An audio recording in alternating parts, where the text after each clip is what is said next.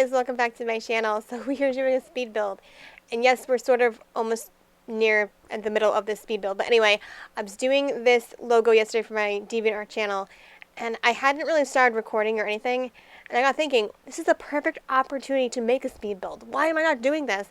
So that's why I stopped midway through and just started recording randomly. So you didn't see the whole beginning of it, but my whole thing was I wanted to do a crayon dripping onto the text thing. Yep, I don't know why I even thought of that. It didn't work out. It was just a hot mess. Like, as you can clearly see, I'm trying to add something behind the text to give it more depth. And the whole clouds layer from render didn't work out. I was like, nah, that looks ridiculous. What am I doing? And then I thought, well, what if I change it to white? What if I did a white background and did something else? What if that gives the whole crayons more depth? No. I tried building emboss settings. I tried doing a drop shadow on the crayons. Guys, I tried every single style I could think of with these crayons, and the crayons were not sticking out. Maybe it's because I used rainbow, I don't know. I chose rainbow as my color choice because I feel like rainbow sticks out. It really just says, hey, bam. It's like a bold type of statement. That's why I used it. So I was like, all right, we'll do that. So I used the smudge tool to smudge down the colors on the tips of the crayons. That worked out perfectly. That whole idea was cool. But it was just getting the crayons to stand out and look more crayon-like and not just like a thin piece of something. So eventually I went to use a brush set that we used in a previous tutorial that I have on brusheasy.com. Love that site, by the way, guys. Not sponsored, but just love their site. But hey, if you want to sponsor me, guys, I'm all for it. Anyway, so I went that route, and eventually we ended up nixing the whole idea of me doing anything to do with the whole clouds layer. I did eventually get rid of the brushes layer. So in a minute, I'm going to start trying to test out different shapes to put inside the crayons.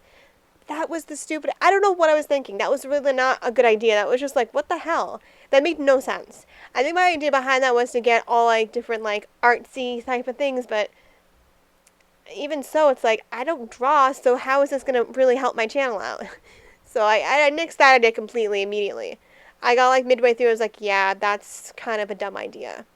It's not really giving your photo more depth either, so what's the point? So, yeah, that's not really happening. I probably could have got into like Illustrator maybe and done something if I imported the shape, because the shape layer was from a Photoshop shape itself, so I was like, alright, could have done that route. But I didn't go that route, I just was like, whatever. Here I am again, trying to figure it all out and see what I can get to go and work. I added a drop shadow on the text layer, which the text layer I put all in a group because I did each letter individually, because if you want to have paint dripping, and the way I have the layers of the crayon set up, I had to have the letters on each layer so they were perfectly symmetrical and lined up perfectly. Well, I did that. I thought adding a texture layer on top was going to work out. Adding a texture on top of rainbow didn't go well. It looked ridiculous. It was just like too contrasted and not good. Not good! And then I thought, oh, I'll use this cool little dripping brush set that I found randomly on my computer. Sure, let's try that. Yeah, okay, that worked well. Not really. Didn't work any better. So the whole dripping idea wasn't going to happen.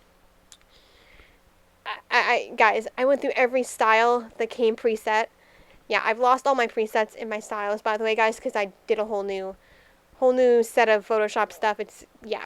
So then I went this route. I thought, let's just put a random, like, thin little rectangular border. How does that look? And it looked pretty good.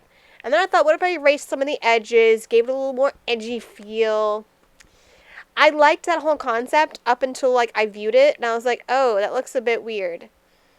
So I kept going, which was even stupider. I thought, oh, I'll have it on the sides like that. That'll look cool, like a, little snapshot, And then I used the gradient tool, and that kind of gave it a weird vibe. I was like, oh, no, can't do that.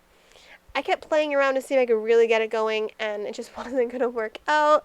So in the very end, which is coming soon, I went back to just the plain old thin rectangular border, and that was how we left the video and how I left the logo. So if you go to my DeviantArt channel, which is deviantart.com/jazzt11, I believe, you will see that logo on there, I believe. At least that's... I uploaded it already after this video. But after this video is posted, I then uploaded it, so you'll see the logo on there. Okay? So by the time the video is uploaded, it'll already be on DeviantArt. So, yay to that. And thank you all for watching this lovely speed art, or speed edit rather. Hope you enjoyed it. And if you have any questions or suggestions for this channel, do comment below. Yeah, do that.